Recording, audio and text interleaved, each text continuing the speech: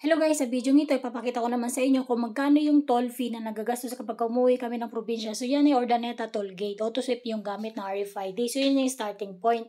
Tapos unang toll gate na dinaanan namin ay yung La Paz Tarlac Toll Gate. So from Urdaneta to La Paz Tarlac, 69.7 km ang layo. Ang toll fee namin ay 216 pesos. So tiplex yung expressway na dinaanan namin. Tapos yung sunod na toll gate ay ang Bukawi Toll Gate. So Easy Trip RFID yung ginamit dyan. So from La Paz Tarlac to Bukawi, ang layo ay 105.7 km. Ang toll fee na binayaran namin ay 512. Tapos NLEX naman yung expressway na dinaanan namin dyan.